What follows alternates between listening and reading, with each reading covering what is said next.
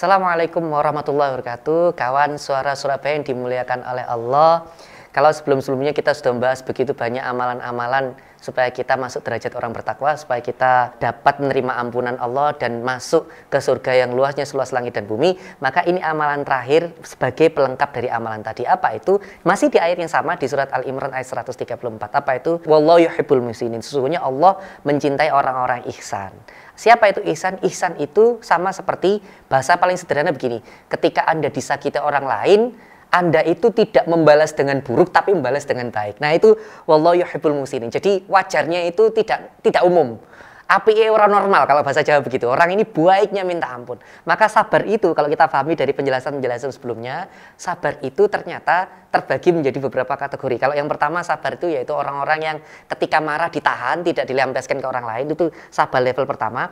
Ada sabar level kedua yaitu ketika dia disakiti, dia memaafkan. Nah itu level yang kedua lebih tinggi. Ada sabar yang level tinggi, lebih tinggi lagi. Apa itu? Yaitu ketika dia disakiti bukan hanya menahan amarah, bukan hanya memaafkan, tapi justru membalas dengan kebaikan. Jadi cerita paling gampang seperti inilah. Ketika Anda dirasani ya, digibahi sama tetangga Anda itu, Anda tidak membalas ghibah tuh.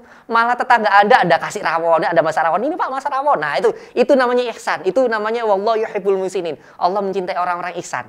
Jadi ini sabar level yang paling tinggi. Ketika Anda disakiti, Anda membalasnya dengan kebaikan. Mungkin Anda akan bilang, Pak Ustadz itu kan cuma novel gitu kan ya. Itu kan cuma ada di dalam sejarah Islam atau itu cuma kehidupan Kanjeng Nabi. Loh, kita itu bisa buat seperti itu.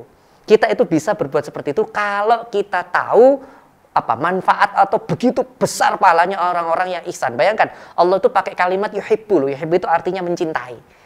Jadi Allah itu cinta sama orang yang ketika disakiti malah dibalas baik.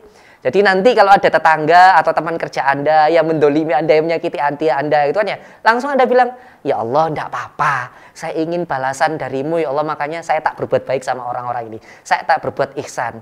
Ketika dia berbuat buruk sama saya, itu urusan dia sama Allah. Tapi urusan saya sama jenengan ya Allah, itu berbuat baik sama orang. Maka saya tidak akan pernah membalas dengan perbuatan buruk. Saya akan berbuat ihsan karena saya tahu dengan saya berbuat ihsan saya mendapat ampunanmu ya Allah. Maka jadilah orang ihsan, jadilah orang yang ketika disakiti Anda tidak membalasnya dengan keburukan, Anda justru membalasnya dengan kebaikan.